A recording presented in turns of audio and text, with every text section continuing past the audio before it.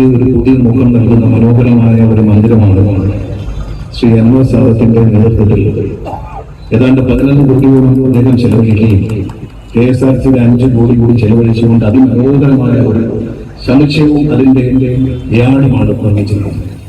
സാധാരണ KSRTC bus station എന്ന് പറയുന്നത് കുണ്ടും കുഴിയുമായി കിടക്കുന്ന കാഴ്ചയാണ്. പക്ഷെ അതിമനോഹരമായ ഈ സ്റ്റാൻഡ് നിർമ്മിക്കുവാൻ മനസ്സ് കാണിച്ച അൻവർ സാദത്ത് അദ്ദേഹത്തിന്റെ ആസ്തി വികസന ഫണ്ട് വളരെയധികം 11 കോടിയിലധികം ചെലവഴിച്ച് ഇത് നിർമ്മിക്കാൻ മുൻകൈയെടുത്ത അൻവർ സാദത്തിന് ഹൃദയത്തിന്റെ ഭാഷയിൽ ആദ്യമായിട്ട് നമ്മുടെ നാട്ടിൽ ഒരുപാട് പരിഷ്കരണങ്ങൾ വരുന്ന കാലം കടന്നുപോയി. പുതിയ MLA മാർ, ചെറുപ്പക്കാർ രാഷ്ട്രീയത്തിന് അതീതമായി പുതിയ ആശയങ്ങളുമായി മുന്നോട്ട് പോകുന്നു. KSRTCയിലും വേണ്ടതൊരു നവീകരണം. കാലാകാലങ്ങളായി തകർന്നുകൊണ്ടിരിക്കുന്ന KSRTC ജീവനക്കാരെ കുറിച്ചെല്ലാം അൻവർ സാദത്ത് പറയുകയുണ്ടായി. അത് അൻവർ സാദത്ത് മാത്രം എല്ലാവരും പറയുന്ന കാര്യമാണ്. ഈ തകർച്ചയിൽ KSRTC കരകയറ്റാനുള്ള പരമാവധി ശ്രമങ്ങൾ എന്റെ ഭാഗത്തുണ്ടാകും എന്ന് കേരളത്തിലെ ജനങ്ങൾക്ക് ഞാൻ പറഞ്ഞിട്ടുണ്ട്. KSRTC എല്ലാ ചോർച്ചയും അടയ്ക്കുന്നത്. ഞാൻ ഇവിടെ എന്റെ വെല്ലിച്ചേർന്ന് പറയുന്നു, തിരുവനന്തപുരം ജില്ലയിലെ എല്ലാ ഡെപ്പോയുടെയും അനാവശ്യമായ ഷെഡ്യൂളുകൾ റീഷെഡ്യൂൾ ചെയ്ത് കുട്ടികൾക്ക് സൗകര്യപ്രദമായ നിലയിൽ ആദിവാസി മേഖലകളിലേക്കും തോട്ടം മേഖല തൊഴിലാളികൾക്ക് ബുദ്ധിമുട്ടുണ്ടാകാതെ ഒരു വണ്ടി മാത്രം കൊണ്ടെത്ത് ആ വണ്ടി നിർത്താതെ റൂട്ടുകൾ പരിഷ്കരിച്ചപ്പോൾ തന്നെ ഈ ആഴ്ച മുതൽ കൃത്യമായി കണക്ക് പറഞ്ഞാൽ തിരുവനന്തപുരം ജില്ലയിൽ ഒരു ദിവസം 2 ലക്ഷം രൂപയുടെ ഡീസൽ ലാഭിക്കാൻ കഴിയും എന്നാണ് തുടങ്ങിക്കഴിഞ്ഞു. ഈ ആഴ്ച കംപ്ലീറ്റ് ചെയ്യുമ്പോൾ 2 ലക്ഷം രൂപ നമുക്ക് ഒരു ദിവസം 10 ദിവസം കഴിയുന്ന 20 ലക്ഷം രൂപയാണ് ഒരു മാസം. അതായത് KSRTCയുടെ വരുമാനത്തിന്റെ നേരെ പകുതി 50% മുകളിൽ ഓരോ ദിവസവും ഡീസലിന് വേണ്ടിയാണ് നമ്മൾ ചെലവാക്കുന്നത്. ഡീസലിന്റെ കണക്ക് എടുത്ത് പറയാം. ഇവിടുത്തെ ഡിപ്പോയിലടക്കം ഓരോ വണ്ടിയുടെയും ഡീസൽ എന്ത് മൈലേജുള്ള കണക്ക് നമ്മൾ കണക്കിലാണ് പറയുന്നത്. 4 കിലോമീറ്ററിൽ കൂടുതൽ ഒരു ലിറ്ററിന് കിട്ടുന്നുള്ളതാണ് കണക്ക് പറയുന്നത്. ഇപ്പൊ ഞാൻ വന്നതിന് ശേഷം കഴിഞ്ഞ 20 ദിവസമായിട്ട് ആദ്യത്തെ 10 ദിവസം ഈ ഡിപ്പോയിലെ 10 ബസ്സുകളിലെ ഫുൾ ടാങ്ക് അടിക്കുകയാണ്. അടിച്ചിട്ട് ഡ്രൈവറെ നേരിട്ട് വെക്കും, വണ്ടി വിടും. പിറ്റേ ദിവസം വീണ്ടും വിട്ടാൻ കഴിയും. എത്ര കിലോമീറ്റർ ഓടി. അപ്പൊ ഒരു വണ്ടിക്ക് ഓരോ വണ്ടിക്കും KSRTC ഓരോ വണ്ടിക്ക് 2 റൗണ്ട് കഴിഞ്ഞു. ഓരോ ഡിപ്പോയിൽ 20 വണ്ടി കഴിഞ്ഞു. അടുത്ത 10 വണ്ടി തുടങ്ങി കഴിഞ്ഞു, 30 വണ്ടി.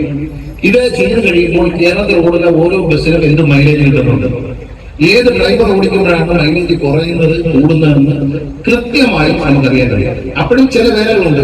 അൻവർ സാദത്ത് പറഞ്ഞത് വേലയുണ്ട്. ഞങ്ങളിത് കൊടുത്തപ്പോ ഒരു ഡിപ്പോയിൽ നിന്ന് 2-3 ഡിപ്പോയിലെ ഉദ്യോഗസ്ഥന്മാർ ഒരു വണ്ടി 7 കിലോമീറ്റർ മൈലേജ് കിട്ടുന്നുണ്ട്. ലൈലന്റ് കമ്പനിക്കാർ പോലും തലയിൽ കൈ വെച്ചു. അതെങ്ങനെ നമുക്ക് മനസ്സിലായി ഈ വണ്ടി 7 കിലോമീറ്റർ കിട്ടുന്നു. സംഭവം 7 ദിവസം ചോദിച്ചപ്പോൾ കുറിച്ചങ്ങ് കൊടുത്തു. പക്ഷെ 3 പേരും ഇപ്പൊ സർവീസിലില്ല, വീട്ടിൽ ഇരിക്കുകയാണ്, സസ്പെൻഡ് ചെയ്തു.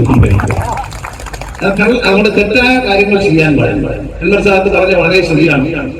അൻവർ സാദത്ത് മാത്രമല്ല, ഭരണകക്ഷിപ്പെട്ട MLA-മാരും പോലെ മുകേഷ്, ചങ്ങനാശ്ശേരി MLA, മന്ത്രിയായ സജീതരയാണ്, കായംകുളം MLA, ഇവരെല്ലാം സങ്കടം പറയാണ് KSRTCയിൽ പോകുന്ന പറയുന്നത്. അവരെല്ലാം MLA ഫണ്ടിൽ നിന്നും കോടികൾ ചെലവഴിച്ച് KSRTC ടെർമിനലുകൾ നിർമ്മിക്കാൻ തയ്യാറായി നിൽക്കുമ്പോൾ അവർക്ക് അനുവാദം കൊടുക്കുന്നതിൽ വന്ന കാലതാമസം നമുക്ക് അക്ഷന്തരമായ ക്രമക്കേടായിട്ട് കാണണം. ആ താമസം ഇനി ഉണ്ടാവില്ല. ഒരു ഫയലും ഗതാഗത വകുപ്പ് പ്രത്യേകമായ നിർദ്ദേശം വരെയാണ്. ഒരു ഫയലും 5 ദിവസത്തിൽ കൂടുതൽ ഒരു RTO പിടിച്ചു വെച്ചാൽ അയാളെ അവിടെ നിന്ന് സ്ഥലം മാറ്റി 5 ദിവസം. വിദ്യാഭ്യാസമുള്ള ഒരു ഉദ്യോഗസ്ഥന് ഒരു കാര്യം മനസ്സിലാക്കി അതിൽ ശരിയോ തെറ്റോ എന്ന് എഴുതാൻ 5 ദിവസം തന്നെ വേണ്ട, 1 മണിക്കൂറും വേണ്ട. പക്ഷേ 5 ദിവസം അനുവദിക്കാൻ. ഇത് പണ്ട് ഞാൻ വനംവകുപ്പിൽ നടപ്പിലാക്കിയത് 10 ദിവസം അവിടെ. അത് 5 ദിവസമായി കുറഞ്ഞ ഞാൻ രാജിവെക്കേണ്ടി വന്നു. അപ്പോൾ ഇപ്രാവശ്യം അത് വേണ്ടതെന്ന് വെച്ചാൽ ആദ്യമേ 5 ദിവസം നമുക്ക് പിടിച്ചു.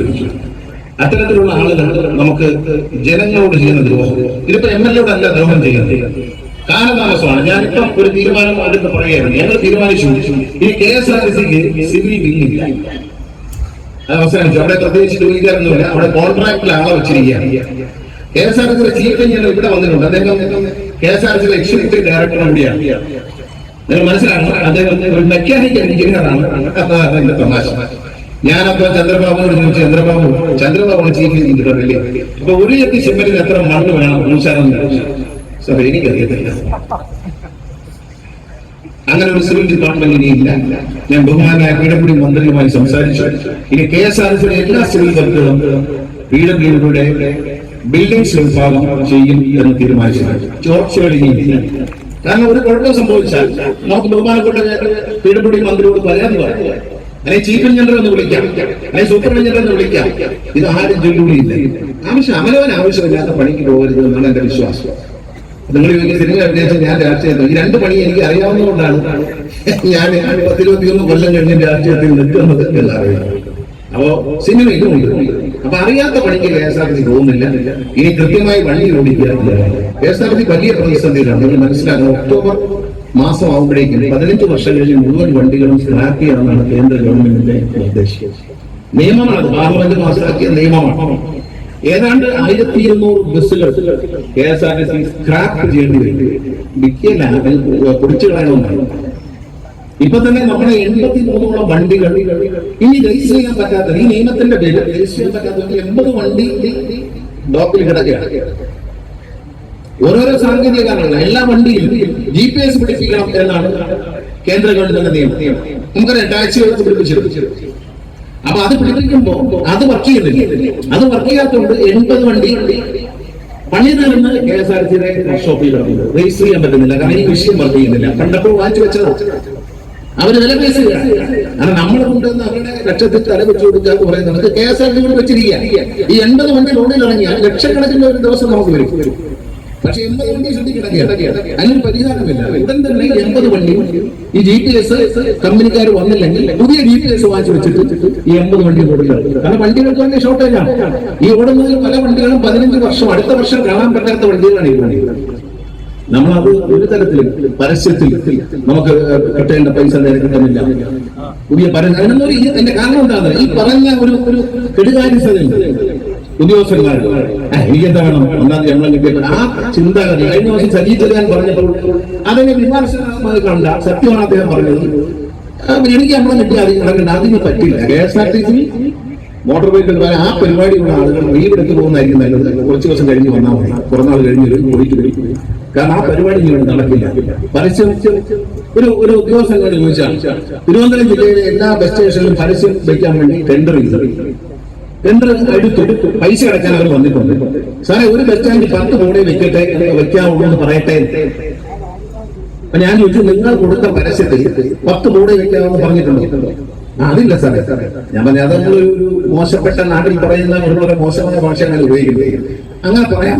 ഒരു വ്യവസ്ഥയിൽ ഒരാൾ എഗ്രിമെന്റ് ഇടാൻ വരുമ്പോൾ പുതിയൊരു വ്യവസ്ഥ കയറ്റിയാൽ എങ്ങനെയിരിക്കും? ഞാൻ പറഞ്ഞു, അത് വേണ്ട. തൽക്കാലം അവരോട് നിങ്ങൾ പറഞ്ഞത് ബോർഡ് വെക്കാൻ സ്ഥലം കൊടുക്കാന്ന് പറഞ്ഞു. എന്നിട്ട് ഈ ആളെന്നെ പറയുന്നത്, സാറേ 10 ബോർഡ് പോലും പല സ്ഥലത്തും വെക്കാൻ പറ്റില്ല. എന്നിട്ടാണ് പറയുന്ന 10 വെക്കാറുണ്ട്. അപ്പൊ ഒരാളിനകത്ത് ചാടിയാൽ അവരുടെ ചോര കുടിക്കുക എന്നുള്ളതാണ്. ഇത് നമ്മൾ ചെയ്ത് അൻവർ സാദത്ത് പറഞ്ഞത് ശരിയാണ്. 100% ജീവനക്കാരെ കൊടുക്കണ്ടാണ്. ഒരു 10% ആളുടെ കയ്യിൽ വേലുണ്ട്. ആ വേലയാണ് ജനങ്ങൾ കാണുന്നത്. ഞാൻ മന്ത്രിയായി വന്നപ്പോൾ തന്നെ ബഹുമാനപ്പെട്ട മുഖ്യമന്ത്രി എന്നോട് പറഞ്ഞ ദീർഘമായ ഒരു ചർച്ചയിൽ വകുപ്പുമായി ബന്ധപ്പെട്ട അദ്ദേഹം പറഞ്ഞത്, KSRTC ജീവനക്കാർക്ക് എത്രയും വേഗം ഒരുമിച്ച് ശമ്പളം കൊടുക്കാനുള്ള നടപടികൾ എന്തെങ്കിലും ആശയങ്ങൾ ഗണേഷ് കുമാർ ഉണ്ടാക്കിക്കൊണ്ട് വരണം എന്നാണ് അദ്ദേഹം നിർദ്ദേശിച്ചത്. അതിനുള്ള ആശയം വർക്കൗട്ട് ആവുന്നുണ്ട്. വലിയ താമസമില്ല.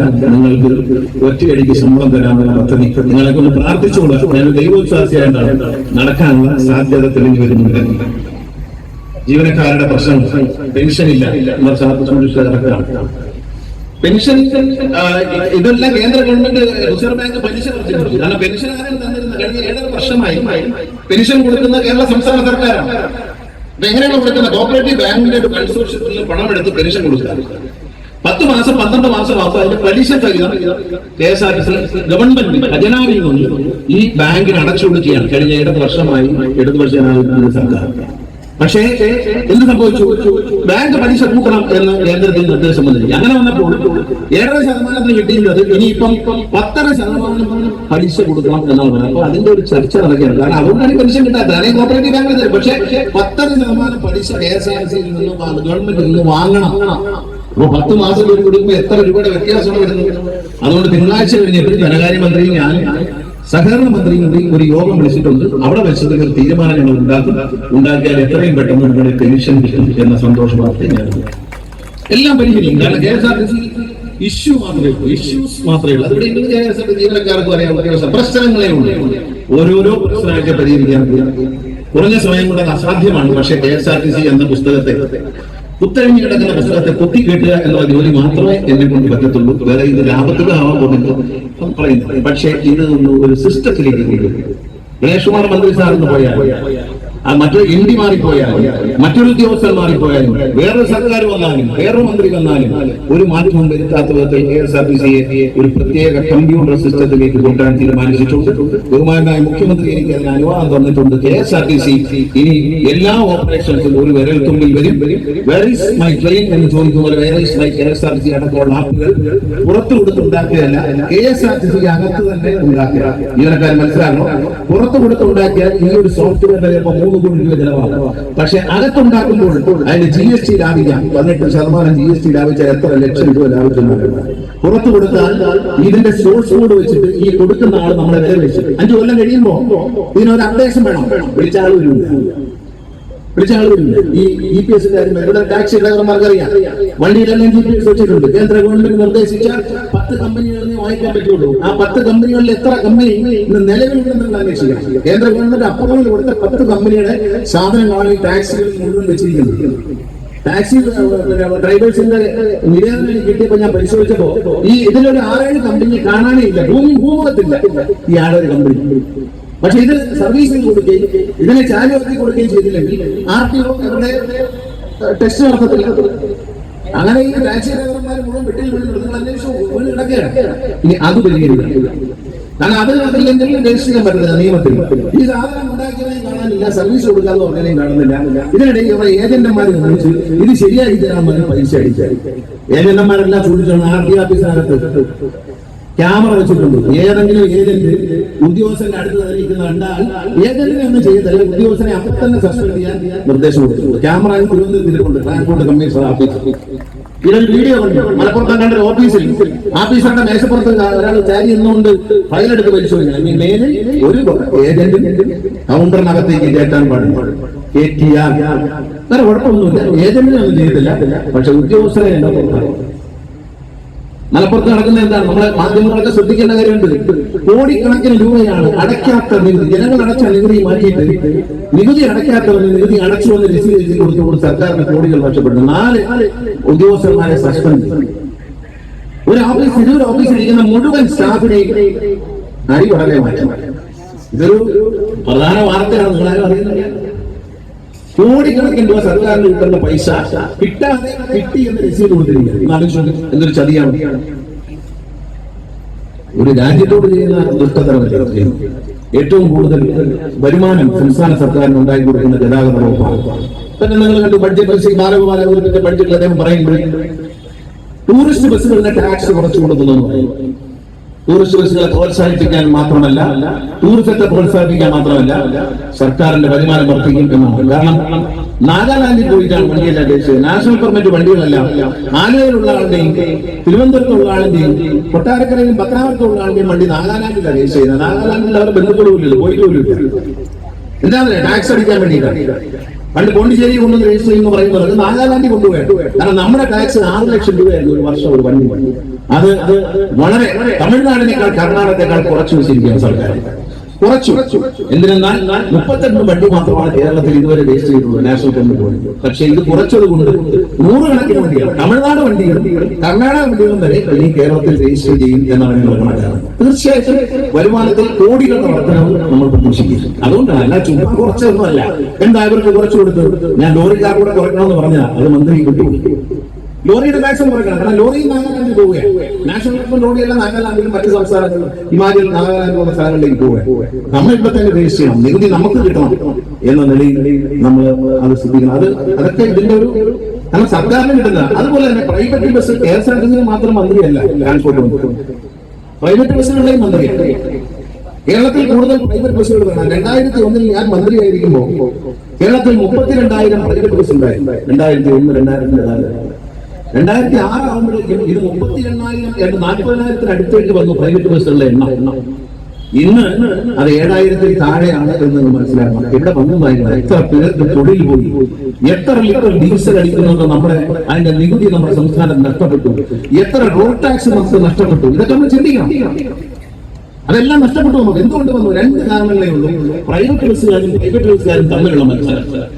പ്രൈവറ്റ് ബസ്സുകാരുടെ തലയ്ക്കൽ KSRTC ഓടി മത്സരിച്ചോടി KSRTCയും തുറഞ്ഞു, പ്രൈവറ്റ് ബസ്സും തുറഞ്ഞു. രണ്ടും തുറഞ്ഞില്ലേ? സത്യമല്ലേ പറഞ്ഞ? ഞാൻ പറഞ്ഞത് കറക്റ്റല്ലേ? നിങ്ങൾ ചിന്തിച്ചു നോക്കൂ. മുമ്പിലും പുറകിലുമായിട്ട് ഒരു പ്രൈവറ്റ് അതിന് പുറകെ പോകുന്നു, KSRTC മുമ്പിൽ കയറുന്നു, പുറകെ കയറുന്നു. ഈ മത്സരങ്ങൾ ഒരു വാശിയോടെ മത്സരിച്ച് എല്ലാവരും തോറ്റു. പരീക്ഷയിൽ എല്ലാവരും ഈ വാശിയോടെ മത്സരം. ഒരു വശം KSRTC ദീർഘദൂര സർവീസുകൾ അടക്കം നാഷണലൈസ് റൂട്ടുകളിൽ KSRTCയുടെ CAT യൂണിയൻ അനേക വർഷം കേസ് കൊടുത്തിട്ടാണ് കോട്ടയം കുമളി റൂട്ട് നമുക്ക് കിട്ടിയത്. KSRTC ജീവനക്കാരൻ നോക്കും, അവിടെ പ്രൈവറ്റ് ബസ് എല്ലാം മാറി. KSRTC ഉണ്ടെന്ന് പറഞ്ഞു. ഇപ്പൊ അതുമില്ല. വേറെ ആരുണ്ടൊക്കെ ഏതാണ്ട് ഒരു ടാക്സ് അടക്കാത്ത വണ്ടികളുമായിട്ട് വന്നു പോലെ. ഇത് അനുവദനീയമല്ല. ഞാൻ വന്നതിന് ശേഷം തന്നെ 8 വണ്ടികൾ ഞാൻ കോട്ടയം കുമളി റൂട്ടിലേക്ക് കിട്ടി. കാരണം നമ്മൾ നാഷണലൈസ് റൂട്ടാണ്. നമ്മൾ ജനങ്ങളെ ബുദ്ധിമുട്ടിക്കാൻ പാടില്ല. നമ്മൾ പ്രൈവറ്റുകാരിൽ നിന്ന് KSRTC വേണ്ടി പിടിച്ച് CATയുടെ യൂണിയൻ അനേക വർഷം സുപ്രീം കോടതിയിൽ വരെ കേസ് പറഞ്ഞ് സർക്കാരും ചേർന്ന് കേസ് പറഞ്ഞ് പിടിച്ചെടുത്ത ഈ റോഡ് നമ്മൾ ഉപയോഗപ്പെടുത്തുന്നില്ല. റൂട്ട് കോട്ടയം കുമളി ഉപയോഗപ്പെടുത്തണം. അതിനുവേണ്ടിയുള്ള നീക്കങ്ങൾ ആരംഭിച്ചു. പ്രൈവറ്റ് ബസ് കൂടെ ഞാൻ പുതിയൊരു ആശയം ഭരണഘടന നമ്മുടെ മോട്ടോർ വെഹിക്കിൾ ആക്ടിലുള്ള ഒരു ആശയം 2001 ഞാൻ നടപ്പിലാക്കണമെന്ന് ആഗ്രഹിച്ചു. ആരംഭിച്ചു. പക്ഷെ ഇപ്പോൾ തിരിച്ചു വന്നപ്പോൾ ഞാൻ ആദ്യം മുഖ്യമന്ത്രിയുടെ പറഞ്ഞ ഒരാശയമാണ് കേരളത്തിന്റെ മുക്കിലും മൂലയിലും പൊതുഗതാഗതം കൊണ്ടുവരുന്ന ഒരു സംവിധാനം. മോട്ടോർ വെഹിക്കിൾ ആക്ടിൽ പറഞ്ഞിരിക്കുന്ന ഒരു വ്യവസ്ഥയനുസരിച്ച് സംസ്ഥാന സർക്കാരിന് റൂട്ട് ഫോർമുലേറ്റ് ചെയ്യാൻ അധികാരം. ആ അധികാരം ഉപയോഗിച്ചാണ് തിരുവനന്തപുരം സിറ്റിയിൽ പ്രൈവറ്റ് ബസ് കൊടുത്തു. 102 ബസ് എന്ന് നിർദ്ദേശിച്ചുകൊണ്ട് ചുരുക്കിയാണ് പ്രൈവറ്റ് 2 ബസ് കോടതിയിൽ നിന്ന് കൊടുത്താണ്. അത് അന്ന് കിട്ടിയതാണ്. 100 ബസ് എന്നാണ് സർക്കാർ. പക്ഷെ ആ നോട്ട് ചെയ്യുമ്പോൾ ഗുണം എന്ന് പറയുന്നത് ഒരു റോഡ് കളക്ഷൻ സ്ഥലത്ത് വന്ന് വണ്ടി നിർത്തി പ്രൈവറ്റ് ബസ്സുകാർക്ക് പോകാൻ പറ്റില്ല. ഒരു പ്രദേശത്തേക്ക് ആദിവാസികൾ താമസിക്കുന്ന ഒരു മേഖലയിലേക്ക് വണ്ടി പോയി അവസാനിക്കണമെന്ന് റൂട്ട് നിശ്ചയിച്ചിട്ടുണ്ടെങ്കിൽ അവിടെ പോയി അവസാനിപ്പിക്കാൻ പറ്റില്ല. ഇപ്പൊ തിരുവനന്തപുരത്ത് വണ്ടി എടുത്തപ്പോൾ ശംഖുമുഖത്ത് പുറപ്പെട്ട് കിഴക്കേക്കോട്ട വന്ന് പേരൂർക്കടയിൽ വന്ന് ഇന്ദിരാനഗറിൽ പോകണം വണ്ടി. അടുത്ത വണ്ടി AKE നഗറിൽ പോകണമെന്നാണ് പെർമിറ്റ്. അത് പേരൂർക്കടയിൽ എത്തുമ്പോൾ കട്ട് ചെയ്യാൻ പറ്റില്ല. ഇപ്പൊ ജനങ്ങൾ ബോധവാന്മാരായി, റെസിഡൻസ് അസോസിയേഷൻകാർ ബോധവാന്മാരായി. വണ്ടി വന്നേ പറ്റുമെന്ന് ഒരു 20-25 കിലോമീറ്റർ വരുന്ന പുതിയ റൂട്ടുകൾ കണ്ടെത്തുകയാണ്. നാഷണലൈസ് അല്ലാത്ത റൂട്ടുകൾ കണ്ടെത്തുന്നു. പ്രൈവറ്റ് ബസ്സും ഇല്ല, KSRTC ഇല്ലാത്ത റൂട്ടുകൾ ചേർത്ത് ഒരു ലിസ്റ്റ് മോട്ടോർ വെഹിക്കിൾ ഡിപ്പാർട്ട്മെന്റ് തയ്യാറാക്കിയത്. അതിന്റെ പ്രത്യേകത എന്ന് വെച്ചാൽ ആ റൂട്ട് ഫൈനലൈസ് ചെയ്യുന്നത് MLA-യുടെ അധ്യക്ഷതയിൽ MPയും മറ്റ് ജനപ്രതിനിധികളും കൂടി ഇരുന്ന് സാമൂഹ്യ പ്രവർത്തകർ, സമൂഹത്തിലെ ട്രാൻസ്പോർട്ടിന്റെ പൊതുഗതാഗതത്തിന് താല്പര്യമുള്ളവർ ഇവരെല്ലാം കൂടി ഇരുന്ന് ചർച്ച ചെയ്തിട്ട് ഇത് ഫൈനലൈസ് ചെയ്യും. പക്ഷെ ഫൈനലൈസ് ചെയ്യുമ്പോൾ ഈ ഉടമസ്ഥനായി എടുക്കുന്ന ആളിന് ദാരിദ്ര്യം വരും. 25 ലക്ഷം രൂപ ലോൺ കിട്ടുന്ന ഒരു ചെറുപ്പക്കാരന് സ്വന്തമായി ഒരു ബസ് സർവീസ് തുടങ്ങാൻ കഴിയും. അവിടെ 3 ബസ്സേ പാടുള്ളൂ എന്ന് കമ്മിറ്റി തീരുമാനിച്ച് നോട്ടിഫിക്കേഷനിൽ അങ്ങനെ വന്നു കഴിഞ്ഞാൽ ഗസറ്റ് പബ്ലിഷ് ഇത് വന്നു കഴിഞ്ഞാൽ അത് 4ാമത് ബസ് അവിടെ പ്രവേശിക്കാൻ പറ്റുന്നുണ്ട്. അപ്പം ഇവരുടെ ബിസിനസ് തകരുന്നില്ല. ഒരു വണ്ടി എടുക്കുന്ന ഒരു ചെറുപ്പക്കാരൻ 25 ലക്ഷം രൂപ കൊടുത്ത് ഒരു 24 ലക്ഷം രൂപ 23 ലക്ഷം രൂപ ഒരു ചെറിയ വണ്ടി വാങ്ങി. വലിയ വണ്ടിയാണ്, ചെറിയ വണ്ടി വാങ്ങി സ്വന്തമായി ഓടിച്ചു ഭാര്യയെ കണ്ടക്ടറാക്കിയോ സുഹൃത്തിനെ കണ്ടക്ടറാക്കിയോ അല്ലെങ്കിൽ കണ്ടക്ടറെയും ഡ്രൈവറെയും ജോലി ഒരുമിച്ച് ചെയ്തുകൊണ്ട് ഓടിച്ചാൽ ഏറ്റവും നല്ല ഒരു നിക്ഷേപമായി മാറും. അതിലൂടെ സർക്കാരിന് നികുതി വരും, തൊഴിലവസരം വരും. സർക്കാരിന്റെ ഡീസൽ ഒരു 50 ലിറ്ററിൽ ഒരു വർഷം അടിക്കും ഡീസലിന്റെ ടാക്സ്.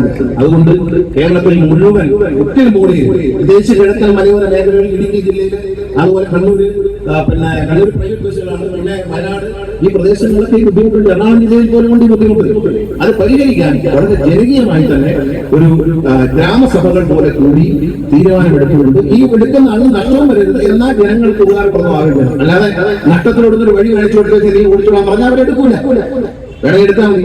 പക്ഷെ തോന്നുന്നത് വന്ന് പ്രൈവറ്റ് ബസ്സുകൾക്ക് പ്രൈവറ്റ് ബസ്സിന് അപേക്ഷിക്കാൻ പറ്റില്ല എന്ന നിലയിൽ ഒരാളെ തനിക്കുന്നുണ്ട് അതൊക്കെ മത്സരം ഒഴിവാകും. പക്ഷേ വരുമാനവും യാത്രയുടെ സമയവും നിശ്ചയിക്കും. അവർക്ക് യാത്രാ സമയം നിശ്ചയിക്കും, എണ്ണവും നിശ്ചയിക്കും. ഈ റൂട്ട് ആ പർട്ടിക്കുലർ റൂട്ട് വിൽപ്പനയ്ക്ക് വരും.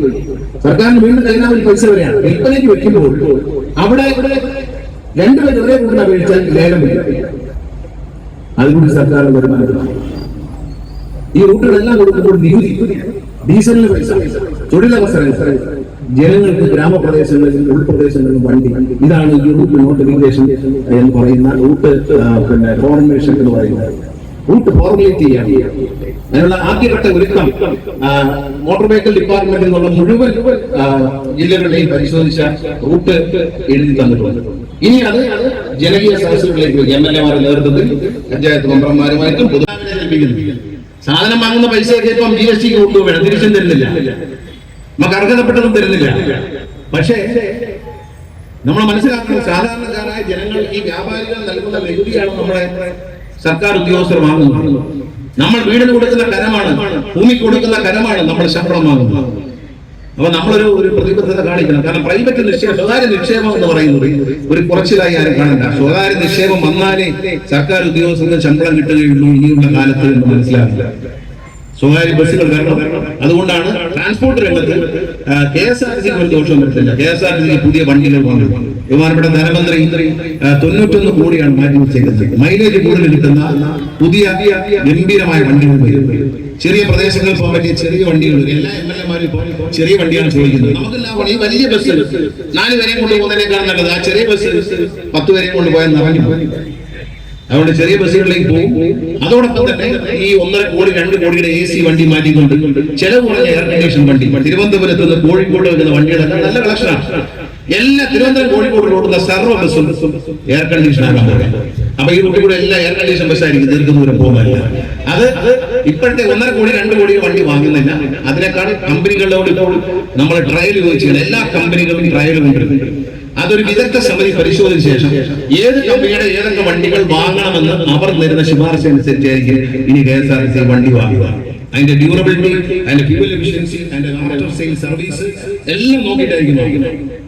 വളരെ മനോഹരമായ വാഹനങ്ങൾ റോഡിൽ വരും. KSRTC ജീവനക്കാർക്ക് പണിയില്ലാതാവില്ല, KSRTC ജീവനക്കാർക്ക് ജോലി ഉണ്ടാകും, ശമ്പളം ഉണ്ടാകും, എല്ലാം ഉണ്ടാകും. അതിന് ഒരു സംശയമൊന്നും വേണ്ട. ഒരുമിച്ച് നിൽക്കുക, നിങ്ങളുടെ ജോലി നിങ്ങൾ കൃത്യമായി ചെയ്യും. ഞാൻ അവരെ കുറ്റം പറയില്ല. പലപ്പോഴും KSRTC ജീവനക്കാർ രാവിലെ മുതൽ മുഷിഞ്ഞ്, ഞാൻ ഇന്ന് മാതൃഭൂമിയുടെ കാ ഫെസ്റ്റിവലിൽ പങ്കെടുത്ത് പറഞ്ഞ രേഖ ആവർത്തിക്കുകയാണ്. കാരണം KSRTC ജീവനക്കാർ രാവിലെ എണീക്കുന്നു, 4 മണിക്ക് മുമ്പ് എണീക്കുന്നു, അവർ കഷ്ടപ്പെടുന്നു. സ്റ്റേ അടക്കാൻ പോകുന്നിടത്ത് കടത്തിലേക്ക് കിടക്കണം. ഇനി അത് കിടക്കേണ്ടത് ഞാൻ പറഞ്ഞു. കാരണം സ്റ്റേ അടക്കാൻ പോകുന്നിടത്ത് ഡ്രൈവറിനും കണ്ടക്ടറും പഞ്ചായത്ത് അല്ലെങ്കിൽ റെസിഡൻസ് അസോസിയേഷൻ കിടക്കാൻ നല്ല കട്ടിലും മെത്തയും ഫാനും നല്ല ടോയ്ലറ്റും കൊടുത്താൽ അവിടെ സ്റ്റേ ബസ് ഉണ്ടാവും, അല്ലെങ്കിൽ ആ ബസ് ഉണ്ടാവില്ല. രാത്രി ഇവിടുന്ന് ആളെ കൊണ്ട് പോവുകയും നഷ്ടത്തിൽ തിരിച്ചു വരികയും ചെയ്ത ബസ്സുകൾ നമുക്ക് നഷ്ടമാണ്. അതുകൊണ്ട് പഞ്ചായത്ത് അവിടെ നമുക്ക് തരൂ. പിന്നെ തിരുവനന്തപുരത്ത് ഞങ്ങളുടെ സ്റ്റേ ബസ്സിന് പ്രവർത്തനോട് സ്ഥലം തന്നിരുന്ന ശാന്തിനി ആശ്രമത്തിലാണ്. 6-7 ഡ്രൈവർമാര് റൂമിൽ കിടക്കാനാണ് സൗകര്യം ചെയ്തിരിക്കുന്നത്. ഇപ്പം പിന്നെ കരുനാഗപ്പള്ളി മുൻ MLA രാമേന്ദ്രൻ MLA-യുടെയും അദ്ദേഹത്തിന്റെയും പിന്നെ മഹേഷിന്റെയും ഫണ്ട് ഉപയോഗിച്ച് ഇപ്പോൾ ഒരു ബസ് സ്റ്റേഷൻ ഉദ്ഘാടനം ചെയ്തു. ഞാൻ മന്ത്രിയാവുന്ന പക്ഷേ അന്ന് നമ്മളെ എടുക്കല്ല കേട്ടോ. നമ്മളല്ല, മുൻ മന്ത്രിക്ക് തന്നെയാണ്, അദ്ദേഹം തന്നെയാണ് തന്നെ ചെയ്തത്. ആന്റണി രാജു തന്നെയാണ് അതിന് ചെയ്തത്. ഇതും അത് തന്നെ, അദ്ദേഹം തന്നെയാണ് സഹായിച്ചത്. ഞാനിപ്പോ പുതിയ ആളാണ്, നമ്മൾ ഉദ്ഘാടനം ചെയ്യുന്നുള്ളൂ. സാധാരണ ഞാൻ MLA-മാരെ എന്നൊക്കെ ചെയ്യാനാണ് ഞാൻ എങ്ങോട്ടും പോകാറുണ്ട് ഒരു പരിപാടി. അപ്പം അൻവർ എന്റെ ഒരു അനിയനാണ്. കണ്ട കാലം മുതൽ ചേട്ടാന്ന് വിളിക്കുന്നത്, ഇപ്പോഴും ചേട്ടാന്ന് വിളിക്കും. ചില ആളുകൾ അങ്ങനെയല്ല, ആദ്യം ചേട്ടാന്ന് വിളിക്കും, പിന്നെ വിളിക്കും, പിന്നെ നിങ്ങളെന്ന് വിളിക്കും. അങ്ങനെയുള്ള ആളുകൾ അൻവറിന്റെ സുഹൃത്തുക്കളുണ്ട്. അൻവറിന്റെ പ്രസംഗത്തിന് ആളുടെ പേര് പറഞ്ഞു. എടാന്ന് വിളിക്കാതിരുന്നാൽ ആദ്യം ചേട്ടാന്ന് വിളിച്ചോണ്ടിരുന്നത്, പിന്നെ നിങ്ങൾ നന്നായി, പിന്നെ എന്താണ് നീ അടുത്ത എടാന്ന് വിളിക്കാതിരുന്ന ഭാഗ്യം എന്ന ദിവസം ഞാൻ അയാളോട് തന്നെ പറഞ്ഞു. ആ ആളിനെ കുറിച്ച് അൻവറിന്റെ പ്രസംഗത്തിലുള്ളത് ഉണ്ടായിരുന്നു, ആളാകാൻ ഞാൻ പറയുന്നില്ല. പക്ഷെ അൻവർ അങ്ങനെയല്ല, ചേട്ടാന്ന് വിളിച്ചാളെ ചേട്ടാന്ന് വരെ മരണം വരെ വിളിക്കുന്നതാണ് ഞാൻ വിശ്വസിക്കുന്നത്. ഞാൻ പലരും പറയാറുണ്ട്, എന്നെ സാറേ എന്ന് വിളിച്ചു, ഞാൻ എന്നെ ചേട്ടാന്ന് വിളിച്ചോ, ഞാനൊരു സാധാരണക്കാരനാണ് എന്ന് ചിന്തിക്കുന്നുണ്ട്. അപ്പൊ അതുകൊണ്ട് അൻവറിനോട് എനിക്ക് പ്രത്യേകമായ സ്നേഹമുണ്ട്. എന്നല്ല, എല്ലാ ചെറുപ്പക്കാരും, ഒരു ജനപ്രതിനിധി, അത് പഞ്ചായത്ത് മെമ്പറാണെങ്കിൽ പോലും, പ്രസിഡന്റ്, പഞ്ചായത്ത് പ്രസിഡന്റ് ആണെങ്കിലും എല്ലാവരും ജനങ്ങളുടെ പ്രതിനിധികളാണ്. അവർക്കൊരു ബഹുമാനം നൽകേണ്ടത് തന്നെയാണ്. അവരെ ജനങ്ങൾ തിരഞ്ഞെടുത്തവരാണ് എന്ന് വിശ്വസിക്കുന്ന ആളാണ്. അതുകൊണ്ട് എല്ലാ MLA-മാരുടെയും ഇത്തരം പരാതികളെല്ലാം ഞാൻ പരിഹരിച്ച് മുന്നോട്ട് പോകും. ഇപ്പോ ഒരു പഞ്ചായത്ത് പ്രസിഡന്റ് എന്നെ കണ്ടു, പറവൂര് ഭാഗത്ത് ചിലക്കര, ആ പ്രസിഡന്റ്, ജില്ലാ പ്രസിഡന്റ്, പഞ്ചായത്ത് മെമ്പർ കൂടി എന്നെ കണ്ടിട്ടുണ്ട്. അവർക്ക് ഒരു 2.5 സെന്റ് സ്ഥലം, ഒരു ചേന്നമല ഒരു KSRTC സ്ഥലത്ത് പിന്നെ ഒരു വിശ്രമ കേന്ദ്രം ജില്ലാ പഞ്ചായത്തിൽ നിർമ്മിക്കാൻ വേണ്ടി അനുവാദം വേണമെന്ന് പറഞ്ഞാൽ അവർ വന്നത്. അവർ വന്നപ്പോൾ ഉദ്യോഗസ്ഥന്മാർ എൻ്റെ അടുത്ത് ഉണ്ടായിരുന്നത് തിങ്കളാഴ്ച പറഞ്ഞു. അത് കഴിഞ്ഞപ്പോൾ എക്സിക്യൂട്ടീവ് ഡയറക്ടർ എൻ്റെ അടുത്ത് വന്നു. അപ്പൊ തന്നെ ഞാൻ അദ്ദേഹത്തിന് കൊടുത്തു. തിങ്കളാഴ്ച തന്നെ ചെന്നിട്ട് അനുവാദം കൊടുത്ത് അവരെ വാടക നിശ്ചയിച്ച് എഗ്രിമെന്റ് വെക്കാൻ നിർദ്ദേശം കൊടുത്തിട്ടുണ്ട്. താമസം പാടില്ല. അവരെ 30 കഴിയുമ്പോൾ മാർച്ച് 31 ഈ പൈസ ലാഭമായിരുന്നു. നമ്മുടെ നാട്ടിലെ ടൂറിസവുമായി ബന്ധപ്പെട്ട് കിട്ടേണ്ട ഒരു നല്ല സൗകര്യം ജില്ലാ പഞ്ചായത്ത് കൊടുക്കുമ്പോൾ അതിനിടയിൽ കയറി നിൽക്കാൻ നമുക്ക് യാതൊരു അർഹതയില്ല. ഞാൻ അനുവാദം കൊടുക്കാൻ പറഞ്ഞു. തിങ്കളാഴ്ച അനുവാദം കൊടുത്ത് അവരെ എങ്കിലും വിളിച്ചു വരുത്തി എഗ്രിമെന്റ് ഒപ്പിട്ടുള്ളവരെയും പറഞ്ഞു. അതിലൊന്നും ഒരു സമരമാണ്, ഇതൊക്കെ ജനങ്ങൾക്ക് വേണ്ടിയുള്ളത്. അതുപോലെ ഇവരിപ്പിക്കുന്നില്ല. ബിനിച്ചേട്ടന്റെ പ്രസംഗിക്കാനുണ്ട്. ഞാൻ ഒരു കാര്യം കൂടി അൻവർ പറഞ്ഞ കാര്യം, പെൻഷൻ കാര്യം ഞാൻ പറഞ്ഞു. പിന്നെ പെൻഷൻ പറ്റിയവരുടെ പെൻഷൻ ആനുകൂല്യം ബഹുമാനപ്പെട്ട സുപ്രീം കോടതി വിധി വന്നിട്ടുണ്ട്. ബഹുമാനപ്പെട്ട ഹൈക്കോടതിയിൽ കഴിഞ്ഞ ദിവസം ഞാൻ പറഞ്ഞപ്പോൾ ഒരു പ്രയോറിറ്റി ലിസ്റ്റ് സമർപ്പിച്ചിട്ടുണ്ട്. ആദ്യം പെൻഷൻ പറ്റിയവർക്ക് ആദ്യം എന്ന നിലയിൽ കൊടുത്തിട്ടുണ്ട്. അത് വരുന്നതോടുകൂടി അത് കിട്ടും.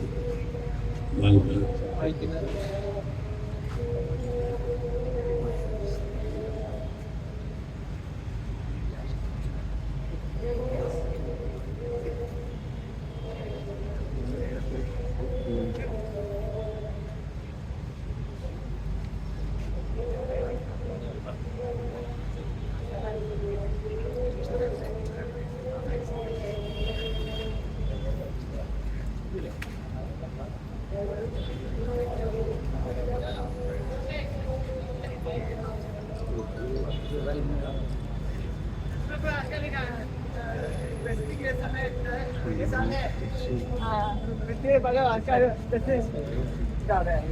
പരാതിയായിട്ട് ബസ് കിട്ടുന്നില്ല. ആ ബസ് നിൽക്കുന്ന സമയത്ത് ഓൺലൈനിൽ ഒരു ജോബ് പോലെ അത് വന്നിട്ടായിരുന്നു. അതിനെ സമയത്ത് രാത്രി ഒരു സ്റ്റാൻ നിൽക്കുന്ന സമയത്ത് പല ബസ് നിൽക്കുന്നില്ല. അത് എന്തെങ്കിലും ഒരു അതുകൊണ്ടൊന്നും പറയാനേ പബ്ലിക്കിലുണ്ട്. അത് സമയം കൊടുത്തില്ല. എന്നെ പോലെ ആൾക്കാരാണ് സമയത്ത്. ഞാൻ മാത്രമല്ല, ഒരുപാടുണ്ട്.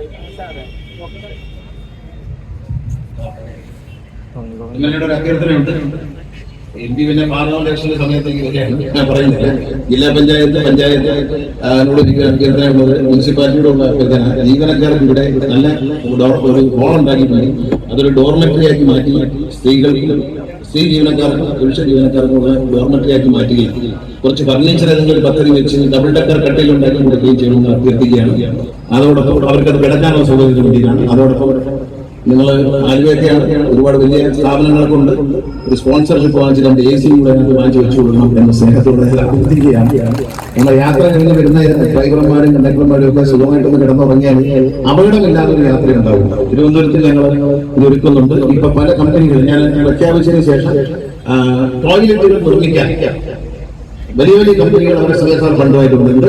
അവരെ നിർമ്മിക്കണം. പക്ഷെ 5 വർഷത്തെ കഴിവിന് കണക്കിലൊക്കെ അവരെ നോക്കണമെന്നുള്ളതാണ്. വന്നാൽ അപ്പൊ തന്നെ സ്ഥലം കൊടുക്കും. ഒരു ലേഡീസ് വെയിറ്റിംഗ് റൂം ഉണ്ടാക്കുന്നത് ഗ്ലാസ് ഇട്ടിട്ടുള്ളത്, അതും സ്പോൺസർഷിപ്പാണ്. പരസ്യത്തോടുകൂടി ഏത് കമ്പനിയും ഇപ്പൊ പല കമ്പനികളും എന്നോട് സമീപിച്ചിട്ടുണ്ട്. ഫുൾ ഗ്ലാസ് ആണ്. അകത്ത് സ്ത്രീകൾക്ക് ഇനി വിശ്രമിക്കാനുള്ളവരുണ്ട്. ഒരു ഗൂഗിൾ പേ ചെയ്ത് 10-15 രൂപ ചെയ്ത് അകത്ത് കയറിയിരുന്നാൽ സുഖമായിട്ട് എയർ കണ്ടീഷനിൽ വിശ്രമിക്കാം. സുരക്ഷിതമായിരിക്കണം. ഗ്ലാസ് ആയതുകൊണ്ട് സ്ത്രീകൾ രാത്രിയാണെങ്കിലും സുരക്ഷിതരാണ്. പിന്നെ അതിന്റെ ഒരു ഭാഗത്തായി ബ്രസ്റ്റ് ഫീഡ് ചെയ്യാനുള്ള ഒരു മുറി കുഞ്ഞുങ്ങൾക്ക് വേണ്ടിയിട്ട് അതും ഒരുക്കിയിട്ടുണ്ട്. ഡിസൈൻ തയ്യാറായിരുന്നു. ഡിസൈൻ 2 ദിവസം പബ്ലിഷ് ചെയ്യും. അത് പബ്ലിഷ് ചെയ്യുന്നതോടുകൂടി ഒരുപാട് ആളുകൾ, ഒരുപാട് കമ്പനികൾ, ബാങ്കുകൾ എല്ലാം രംഗത്ത് വരും. അതുപോലെ തന്നെ പിന്നെ അൻവർ പറഞ്ഞ ഒരു വിഷയമാണ് ലൈസൻസിന്റെ കാര്യമാണ്. ലൈസൻസും RC അദ്ദേഹം പറഞ്ഞു. അത് എല്ലാവരും മനസ്സിലാക്കണം. കൊടുക്കുന്നില്ല എന്നുള്ളൊരു യാഥാർത്ഥ്യമാണ്. അതിന്റെ സാമ്പത്തികം കൊടുത്തില്ല എന്നൊരു പരാതി പറയുന്നുണ്ടെങ്കിലും ആ സാമ്പത്തികം മാത്രമല്ല അതിന്റെ പ്രശ്നം. ഇത്തരം കാര്യങ്ങൾ മുമ്പ് ഞാൻ പറഞ്ഞതുപോലെ ദേശീയ തലത്തിൽ ചില ഫോക്കസുകൾ പ്രവർത്തിക്കുന്നു. അവർക്ക് ഈ ലൈസൻസ് കൊടുത്ത് എന്തെങ്കിലും പൊളിക്കാം എന്നുള്ളതാണ് അവരുടെ തന്ത്രം. വലിയ വലിയ കമ്പനികൾ വടക്കേണ്ടിൽ വരുന്നുണ്ട്.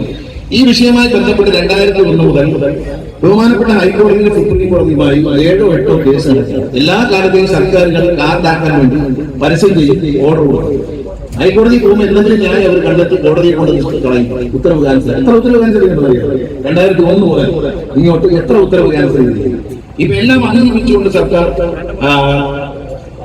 ഇന്ത്യ ഗവൺമെന്റിന്റെ കീഴിലുള്ള IT ഇന്ത്യൻ ടെലിഫോൺസ് ഇൻഡസ്ട്രി എന്ന കമ്പനിക്കാണ് ഇതിന്റെ കോൺട്രാക്ട് കൊടുത്തിരിക്കുന്നത്. അവിടെ എങ്ങനെയെങ്കിലും അത് പൊളിക്കാനുള്ള പരിപാടിയായിട്ട് വന്നിരിക്കുകയാണ്. സാങ്കേതികമായ കാര്യങ്ങൾ പറഞ്ഞു. പക്ഷെ അത് ബഹുമാനപ്പെട്ട മുഖ്യമന്ത്രിയുടെ ശ്രദ്ധയിൽ കൊണ്ടുവന്നു, ധനകാര്യമന്ത്രി ശ്രദ്ധയിൽ കൊണ്ടുവന്നു. ഏതാനും ദിവസങ്ങൾക്കുള്ളിൽ അതിനൊരു പരിഹാരം ഉണ്ടാകും. ഒരു 2-3 ആഴ്ചക്കുള്ളിൽ മുഴുവൻ RC ബുക്കുകളും അടിച്ച് തരാനുള്ള ഏർപ്പാടുണ്ടാക്കും. RC ബുക്ക് അടിച്ച് പോസ്റ്റിലാണ് അയച്ചുകൊണ്ടിരുന്നത്. അത് അഴിമതി നിർത്താനെന്നാണ് പറഞ്ഞത്. പക്ഷേ അതിനെ കൊടുക്കുന്നത് വെച്ചാൽ പോസ്റ്റൽ ഡിപ്പാർട്ട്മെന്റ് പിന്നെ നമ്മൾ 6 കോടി കൊടുക്കും. ഇത് മാത്രമല്ല, ഇപ്പൊ ഒരാൾക്ക് ആലുവയില് മഞ്ചേശ്വരത്തോടുള്ള ആളുടെ ലൈസൻസ് വരുന്നു, ആള് കയ്യിലുണ്ടെങ്കിലേ കൊടുക്കുള്ളൂ. കൊടുത്തില്ലെങ്കിൽ തിരിച്ച് റിട്ടേൺ അടിച്ചാൽ ഈ ലൈസൻസ് അടിച്ച് മഞ്ചേശ്വരത്തുകാരൻ ആലുവയിൽ വന്ന് ഈ ലൈസൻസ് അടിക്കുന്ന കമ്പനിയിൽ നിന്ന് ഇത് വാങ്ങണം എന്ന വ്യവസ്ഥയാണ്. അതുകൊണ്ട് അവരെ കൊണ്ട് കൊറിയറിൽ എല്ലാം ആഴ്ചയിൽ 2-3 ദിവസം എല്ലാ RTO ഓഫീസുകളിൽ എത്തിച്ചു കൊടുത്ത് അവിടുന്ന് വ്യക്തി നേരിട്ട് വന്ന് വാങ്ങാൻ, അല്ലെങ്കിൽ വ്യക്തി നൽകുന്ന ആധാർ കാർഡുമായി ബ്ലഡ് റിലേഷനുള്ള ആളുകളാണ്. അല്ലാതെ ഏതെങ്കിലും ഒന്നും തീരുമാനിച്ചിട്ടുണ്ട്.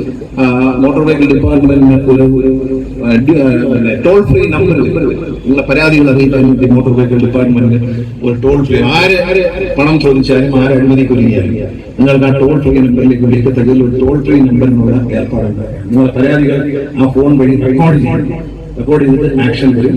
അതിനുള്ള നടപടി തുടങ്ങിയിട്ടുണ്ട്. സാഹി പറഞ്ഞ ഈ കാർഡ് നിങ്ങൾക്ക് വലിയ താമസമില്ല, ഒരു 2-3 ആഴ്ചകളിൽ പരിഹരിക്കാൻ കഴിയുമെന്ന് ഞാൻ പ്രതീക്ഷിക്കുന്നു. അത് പരിഹരിക്കും. ആ പ്രശ്നം പരിഹരിക്കാൻ മുഖ്യമന്ത്രി തന്നെ മുൻകൈ എടുത്തിട്ടുണ്ട്. മാത്രമല്ല ഹൈക്കോടതിയിൽ നിന്നും ബഹുമാനപ്പെട്ട ഹൈക്കോടതിയിൽ നിന്നും നിർദ്ദേശം 2 ആഴ്ചക്കുള്ളിൽ ഇക്കാര്യത്തിൽ ഒരു മറുപടി കൊടുക്കണം എന്നാണ് പറഞ്ഞിരിക്കുന്നത്. തീർച്ചയായിട്ടും ഈ ആലുവയിലെ ഹൈവേയിലെ ബ്ലോക്കിന്റെ പറഞ്ഞില്ല. മറ്റൊരു കാര്യം, ബ്ലോക്ക് ഞാൻ വന്ന സമയത്ത് ഞാൻ പരിശോധിച്ചു. ഞാൻ ഈ റോഡിലൂടെ കൂടെ യാത്ര ചെയ്യുന്ന ഞാൻ വണ്ടി ഓടിക്കുന്നതാണ്. അപ്പൊ അതുകൊണ്ട് ഞാൻ മനസ്സിലാക്കിയത് നമ്മുടെ ചാലക്കുടി പുരട്ടി മുതൽ ഇങ്ങോട്ട് നോക്കിയാൽ ഈ ട്രാഫിക് ലൈറ്റുകളിൽ ഇങ്ങനെ വണ്ടികൾ വെറുതെ കിടക്കുന്നത്. ഞാൻ മോട്ടോർ വെഹിക്കിൾ ഡിപ്പാർട്ട്മെന്റ് ഒരു പ്രത്യേക നിർദ്ദേശം കൊടുത്തു. 2 ദിവസം പെട്ടെന്ന് തന്നെ പരിശോധന നടത്തി. ആ പരിശോധന നടത്തി ഞാൻ കണ്ട ഒരു യാഥാർത്ഥ്യം എല്ലാവരും മനസ്സിലാക്കുക. ഈ ലൈറ്റുകളെല്ലാം യാതൊരു ശാസ്ത്രീയമായ പഠനവുമില്ലാതെ കത്തുണ്ടാക്കും. മെയിൻ റോഡിൽ 2 മിനിറ്റ് തിരിക്കും, 5 വണ്ടി വരുന്ന സൈഡ് റോഡിൽ 2 മിനിറ്റ് കൊടുക്കും.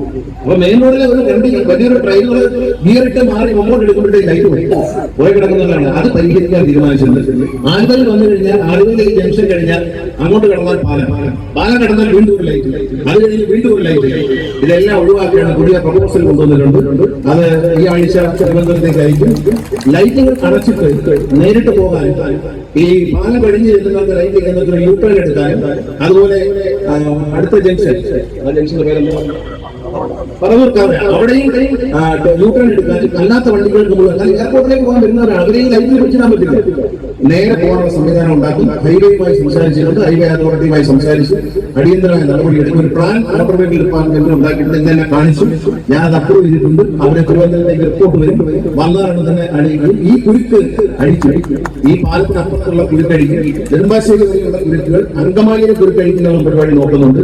ചാലക്കുടി മുതൽ ഇങ്ങോട്ട് വരുന്ന എല്ലാ ലൈറ്റുകളുടെയും ടൈം മാറ്റാൻ തീരുമാനിച്ചിട്ടുണ്ട്. ടൈമിംഗ് മാറ്റിക്കൊണ്ട് മെയിൻ റോഡിൽ കൂടുതൽ സമയം കൊടുക്കും. ആ വണ്ടികൾ വേഗം പോകും. ഈ ഹൈവേയുടെ പ്രയോജനമില്ലാതെ പോവുകയാണ്. അതിന് അടിയന്തര സ്റ്റഡി നടത്തി കഴിഞ്ഞു. അടിയന്തരമായ നടപടി ഉടൻ വരും. ഹൈവേ അതോറിറ്റിക്കാരെ ചർച്ചയ്ക്ക് വിളിച്ചിട്ടുണ്ട്. ഇലക്ട്രോണിക്കാരാണ് ചെയ്തിരിക്കുന്നത്. അവരെ കൊണ്ട് ഈ ടൈമിംഗ് മാറ്റാൻ നമ്മൾ തീരുമാനിച്ചു. ആ ടൈമിംഗ് മാറ്റുന്നതോടെ വണ്ടികൾ നന്നായി ഫ്ലോ ചെയ്യും എന്ന് പ്രതീക്ഷിക്കുന്നു. ദീർഘമായി ഇനി പറയാൻ ഒരുപാട് കാര്യങ്ങൾ പറഞ്ഞു. ചോദിച്ച എല്ലാ ചോദ്യം നിയമസഭയിലാണ് സാറിന് MLA ചോദ്യം ചോദിക്കുന്നത്. മന്ത്രി മറുപടി പറയുന്നത് ഇവിടെ വെച്ച് എന്ന സ്ഥലത്ത് ചോദിച്ചു. എല്ലാത്തിനും ഞാൻ ഉത്തരം പറയും. ഈ ബെഞ്ചിനെ സംസാരിക്കാൻ തീർപ്പിക്കുന്നില്ല. നിങ്ങളുടെ എല്ലാവരുടെയും എല്ലാ ബസ്സുകളിലും 1.5 ബസ്സുകളിൽ കാരണമാണ് ഏർപ്പാട് നമുക്ക് നോക്കണം. കാരണം എല്ലാ ബസ്സുകളും ഇറങ്ങി പോകുമ്പോൾ അതിനൊക്കെ ആളെ കിട്ടുന്നില്ല, ഡീസൽ പോവുകയാണ്. അതുകൊണ്ടായിരിക്കും അവർ ചെയ്തത്. ബൈപ്പാസ് റൈഡർ എന്നുള്ള നിലയിൽ അങ്ങനെ പോകുന്നതാണ്. അപ്പൊ ഞാനത് പരിശോധിച്ചിട്ട് ഇവിടെ വെച്ച് പ്രഖ്യാപിക്കാൻ, ഇപ്പോൾ ഒന്നും പ്രഖ്യാപിക്കാൻ പറ്റിയ ഒരു കണ്ടീഷൻ അല്ല KSRTC അതിന്റെ മന്ത്രി. അതുകൊണ്ട് തീർച്ചയായിട്ടും പരിശോധിച്ചിട്ട് അതിന് പരിഹാരം ഉണ്ടാക്കും. അത്യാവശ്യം വണ്ടികൾ കയറത്തക്ക രീതിയിൽ ഒരു പീക്ക് അവേഴ്സിലൊക്കെ കയറത്തക്ക രീതിയിലുള്ള സംവിധാനം. ഈ കുരുക്കാണ്. കാരണം ഇവിടെ ഇറങ്ങി ചെന്നാൽ പിന്നെ ഈ പറഞ്ഞ 2-3 കുരുക്കുണ്ട്. രാത്രി നോക്കാം. തീർച്ചയായിട്ടും രാത്രി പോകുന്ന വണ്ടികൾ വരാനുള്ള ഏർപ്പാടാണ്. എവിടെ ആള് ഇറങ്ങണമെന്ന് പറഞ്ഞാൽ ഇറക്കി കിടക്കുന്നു പറഞ്ഞിട്ടുണ്ട്. ജീവനക്കാർക്ക് എന്റെ സേവന നിലവിൽ കത്ത് ഏതാനും ദിവസങ്ങൾക്കകം കിട്ടും. ഒരു തുറന്ന കത്ത്. അതനുസരിച്ച് നമുക്ക് മുന്നോട്ട് പോകാം.